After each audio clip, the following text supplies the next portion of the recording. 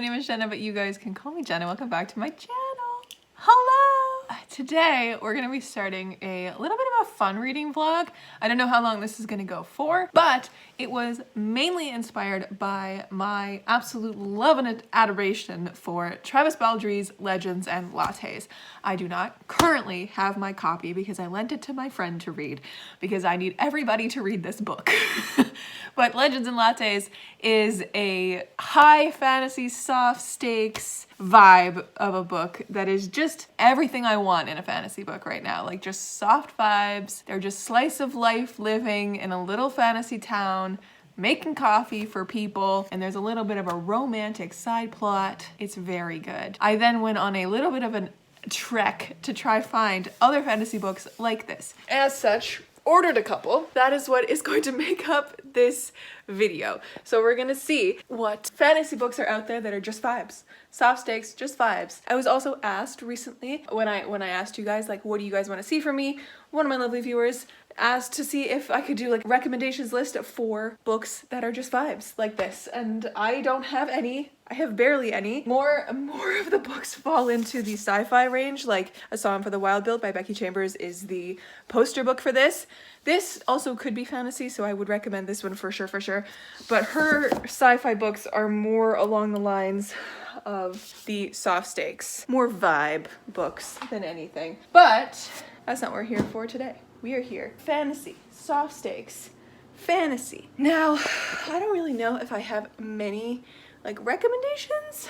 I don't know, because all the fantasy that I've read is pretty high stakes. So that's why we're doing this vlog today. I guess you might be able to say like The Invisible Life of Addie LaRue potentially falls into that, but that is more of a like speculative fiction than anything else, to me at least.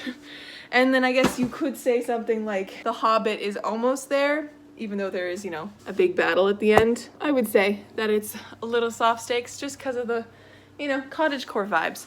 But I did go and I ordered some soft stakes fantasy books. So however long, I'm going to be reading a couple of these, if not all of these.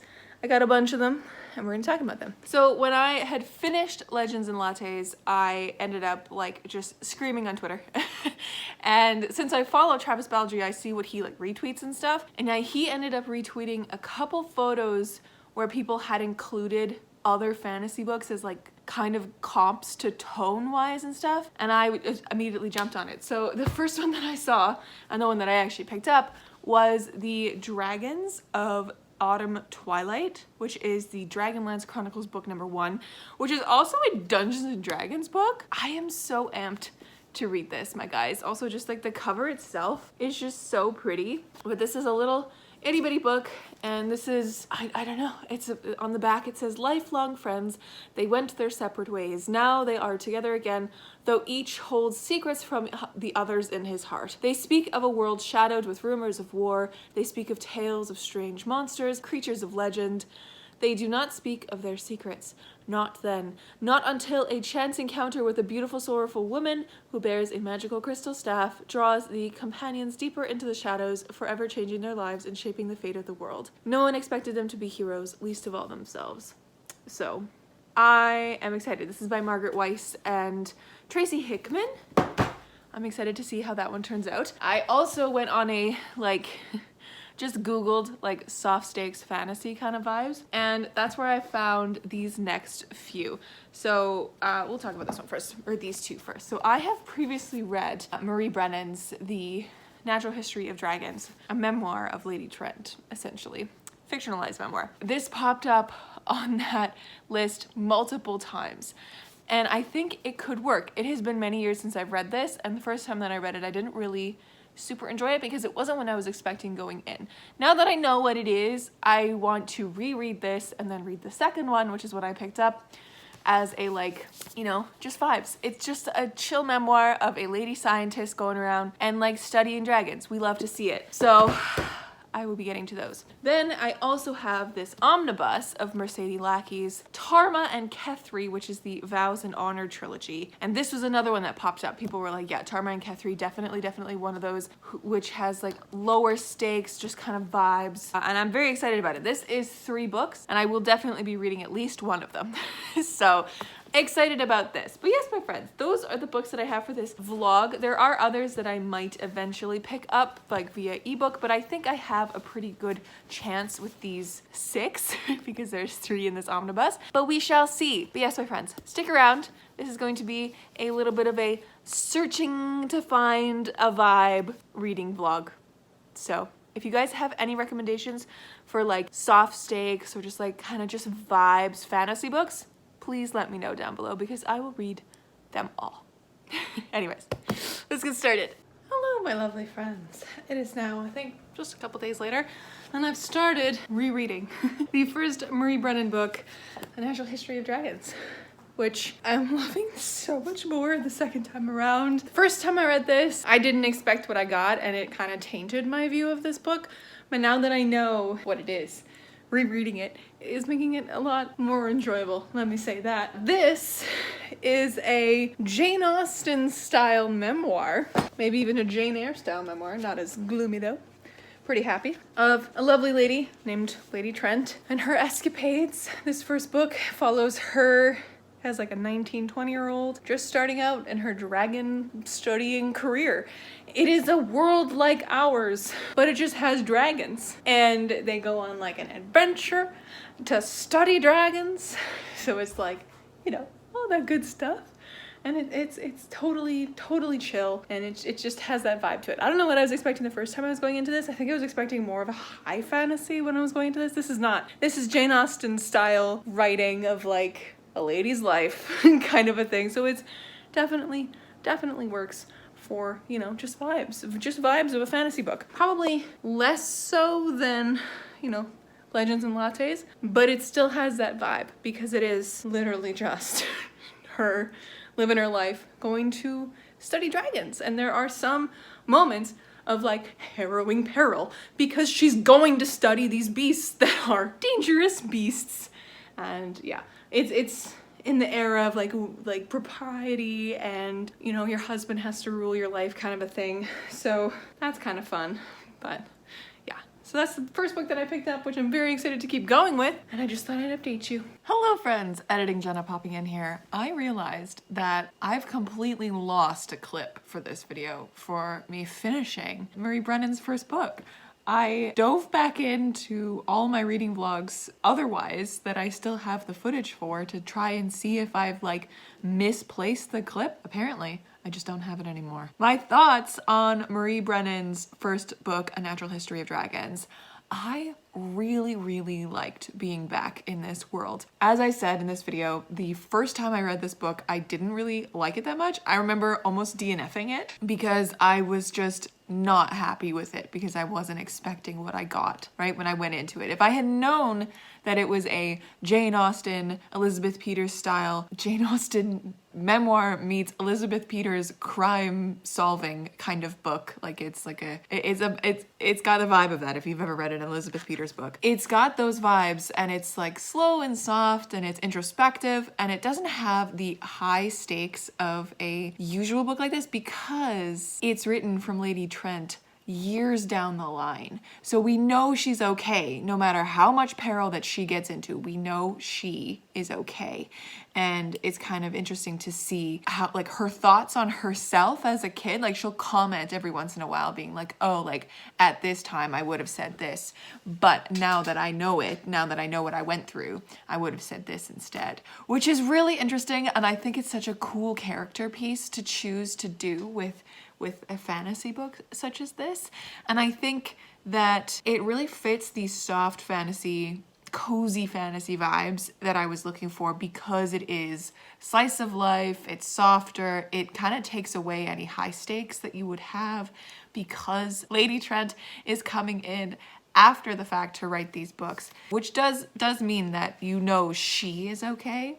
Doesn't necessarily mean that you know everyone else is okay, but it's like a lovely, I don't know, it just feels softer and cozier because it's just slice of life. You get to go on research trips with her. And I know I mentioned in one video at some point, or maybe even in that clip, but you get like illustrations from her and from her books. So you actually get not Marie Brennan's, every time. I keep thinking Marie Brennan is the lady who like is the character. No, you get Lady Trent's drawings in here, which I think is really, really cool. Like the very first one in the book is an image of what she has titled the Wolf Drake. So like you get the actual illustrations of it, and it's really, really, really cool.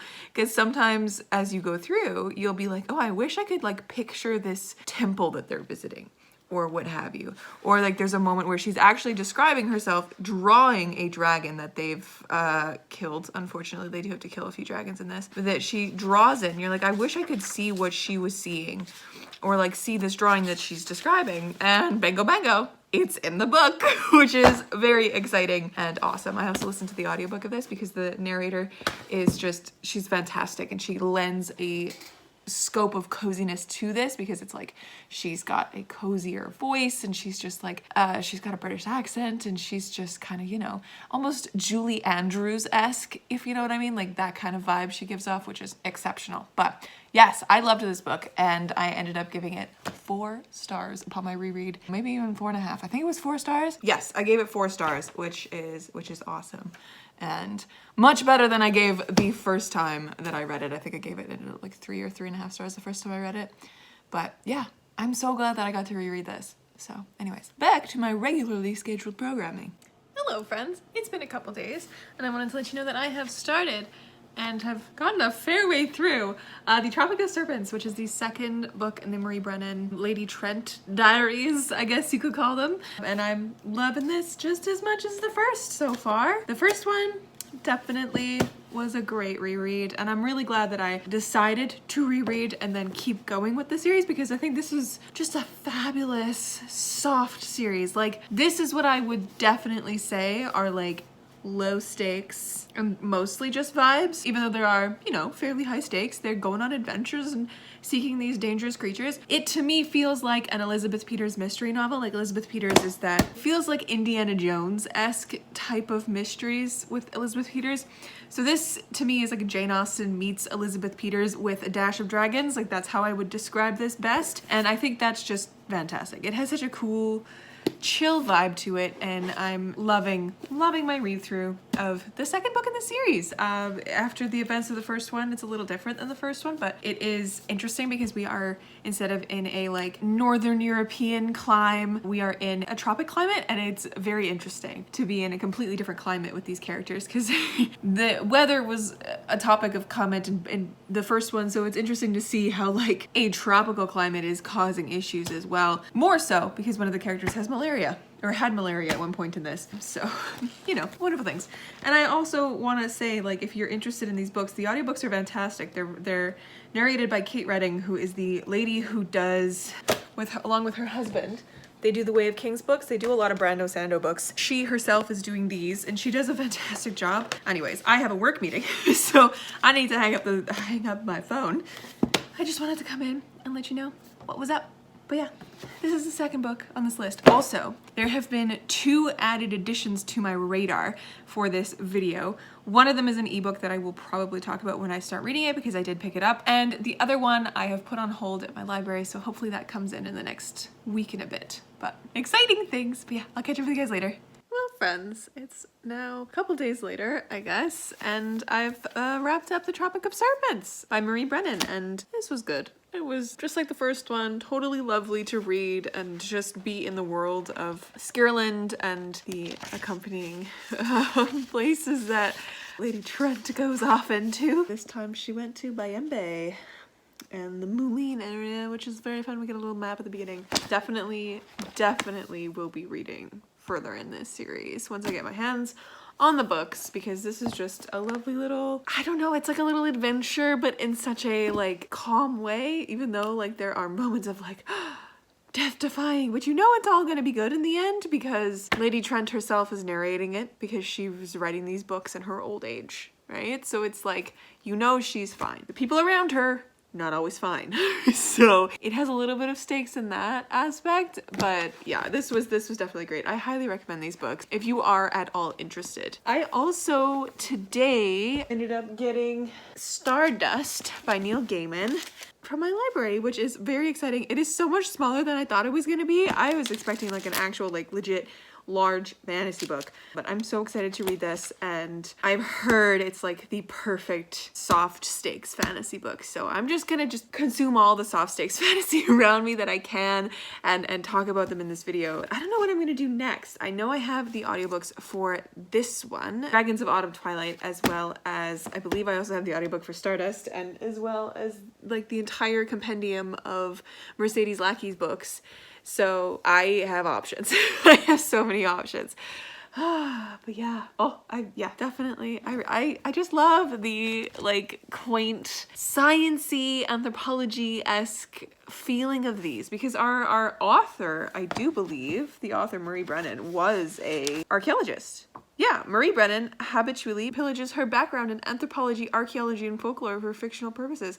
So she was both an archaeologist and an anthropologist and a folklorist at some point in her life, and that's what she uses to write her books. So it feels so real, even though it's like a world much like our own in history, but with dragons. Yeah, this is very good. This is very good. Definitely a good soft vibe. I will catch up with you when I have something. All right, I started my next read for this video, and I'm literally on page 5, and I'm already in love with it. And it is Neil Gaiman's Stardust. It is just, I don't even know what this book is about. I've never seen the movie, and I've never read the book before. This is my first Neil Gaiman ever, and I do want to watch the movie after this because I know it's on Netflix, and I know it's like very different from the book, but I am so into this already. Like the prose is just lovely and kind of lilting, and I don't know what it is about it. Like we just had this whole section of like the events that followed transpired many years ago. Queen Victoria was on the throne of England, but she was not yet the black-clad widow of Windsor. She had apples in her cheeks and a spring in her step, and Lord Melbourne often had to upbraid gently the young queen for her flightiness. She was as yet unmarried, although she was very much in love. Mr. Charles Dickens was serializing his novel Oliver Twist. Mr. Draper had just taken the first photograph of the moon, freezing her pale face on cold paper. Mr. Morse had recently announced a way of transmitting messages down metal wires. Had you mentioned magic or fairy to any of them, they would have simply smiled at you disdainfully, except perhaps for Mr. Dickens, at the time a young man and beardless. He would have looked at you wistfully. I love it. I'm into it, and I'm gonna be listening to this and reading this like today. And it's like, it's so tiny, so I will finish it today, but oh, I'm so ready for this just gentle fairy tale. Oh, hell yeah. And with that, I finished this lovely little story. This was exactly that, a lovely little story. It kind of twisted and turned and was an interesting little fairy tale. I would say for adults, there's some interesting material in here, but it just, yeah, it was interesting. It felt like The Princess Bride, the book, and one of C.S. Lewis's Chronicles of Narnia books a little bit. Like it didn't have a whole lot of depth of character or anything, but it was just kind of vibes and a little bit adventure-y, a little bit of a love story. So it definitely does fall into the category of a soft fantasy book. So very cute. Do recommend if you're in the mood for a quick little read. It is quite enjoyable, and I do want to watch the movie now. But yes, another one down. Hey friends, I totally forgot to tell you guys about this really, really fun thing that was brought to my attention this week when I was, scrolling through my emails. I got reached out to by a lovely, lovely man named Nathaniel, and he wanted me to review the first issue of their literary magazine. And I was like, great, let's see this literary magazine. Y'all, it is a soft fantasy literary magazine. I have yet to actually look at it and open it up, but I've looked through their website and everything. And I was like, Nathaniel, I will 100% review this for you. I'm so amped about this project. Like, it just sounds so cool. It's a short story compilation collection with flash fiction. They publish stories in it, and it is just lovely. And I will have more information for you in another video, I do believe, but I also wanted to mention it here because this is my soft stakes fantasy video. How could I not mention it in this video? So I'm going to be reading it for this video as well. and I will let you know how I feel about it, but I'm so excited. But the cover looks like this, and you guys should go check it out. I will leave the information in the down bar. I believe the issue is releasing May 1st, and pre-orders are open for the electronic versions, but if you want a paper copy of it, you will have to just buy it on the day that it comes out, that it releases, which is very fun and exciting. I wanted to mention that before I forgot, because I'm so excited about this project and I'm so excited to read it. So I'm adding it to this list of things that I'm reading in this video, which is starting to get out of hand. But I'm so excited about it, and you guys should all go check it out. Go check it out. Go check out their socials. It's really cool. Hello friends! It's been a little while since I last updated this vlog, but I realized that we're kind of coming to a point where this vlog is probably getting really long. So, to kind of make it better, I'm going to split this into two because I keep finding stories that actually would probably fit this prompt pretty well.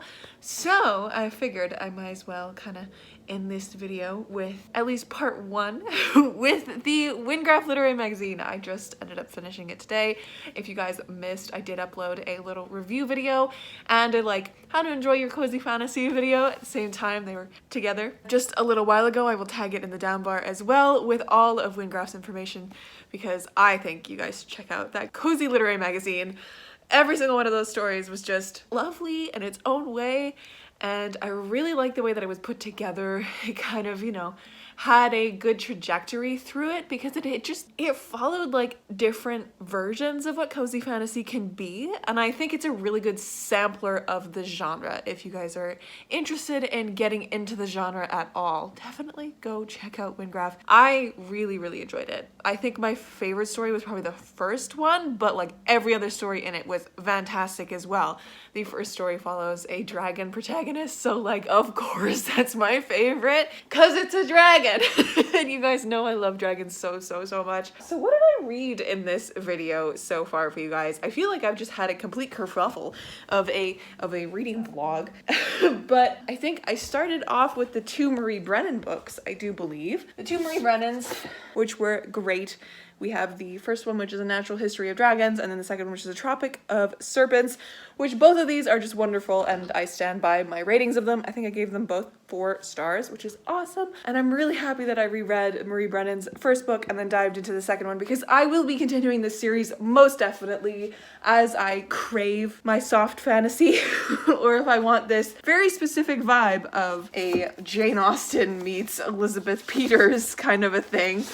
Other than that, I also dabbled in Stardust by Neil Gaiman, which was also very fun and just the cutest little fairy tale type story. I ended up giving it 3.5 stars because it wasn't groundbreaking or anything, and I think it could have been done really well to really actually flesh out the characters a lot more, because I felt like it just didn't. The ending felt rushed to me, and what the characters ended up kind of deciding and doing near the end, I was like, what? This feels like a speed run of a fairy tale in a way near the end. But it did make me think of another option for the soft fantasy category, and that is The Bone Houses by Emily Lloyd Jones. I think her last name is, not entirely sure, but that follows a adventure style cozy fantasy where the descriptions are really lush, and it does have horror elements to it, so it does have fairly high stakes, but not high stakes, heart pounding kind of thing. There's beautiful moments of being in an abandoned castle, and it's just soft and fairy tale-esque, which I think lends itself to the soft fantasy or cozy fantasy genre as a whole. And again, thinking of Windgraph Magazine, the editor's note in Windgraph Magazine hit it on the head, is that if you ask a reader what they think soft fantasy is, you're gonna get so many different answers. You ask 10 readers, you're gonna get 11 different answers, which is part of the editor's note in that magazine. And I think that's so true, because cozy fantasy can really be anything. It could be something that really hits home, like The Hobbit by J.R.R. Tolkien. That one is definitely cozy fantasy to me, because even though it has adventure, and at the end there's the whole meeting with the dragon and everything, it's cozy and it's cottagecore-esque. And then you have stuff like Legends and Lattes, which is slice of life, which, if you're looking for sci-fi, cozy sci-fi, Becky Chambers is your girl. Becky Chambers is definitely your girl. with that and with Psalm, because Psalm is my favorite book of hers by far. Not by far. I love all of her books so much, but this is my favorite book in the Wayfarer series, by the way. It's the fourth one. But yeah, those are definitely good, really good options. And of course, there's also the idea of just something fantasy-wise that deals mostly with people and their interpersonal relationships as well. I think that lends a coziness to it because it's not expansive and political and epic in a way. So, I don't know. But yes, this is going to be part one of 2 parts because I do have the other books that I talked about at the beginning of this video. The Dragons of Autumn Twilight, which is part of the Dragonlance Chronicles, which I'm really excited to read. And then we also have the Tarma and Kethri trilogy that I do want to read a couple books out of. As well as I don't know if I ever mentioned it, but I have found an ebook called Swords Point, which is a queer fantasy that is like, I believe it's been pitched as a like Jane Austen style fantasy, which again, because of the Marie Brennan books, I'm so into, so I'm gonna read that one as well in the next video, and possibly something else if I stumble across another soft fantasy. So if you have any recommendations for anything you consider soft fantasy, please let me know down below, and I'll see if I can add it to that TBR for part 2. But anyways, my lovely friends, thank you so much for watching. Make sure to check out Windgraph if you're at all interested, because I think it's really cool, and the magazine itself was just wonderful, and I can't wait to hold a copy in my hand because I'm gonna get a copy as well, a physical copy when it comes out. But otherwise, my friends, I'll catch you in another video very soon. Stay kind and keep on reading.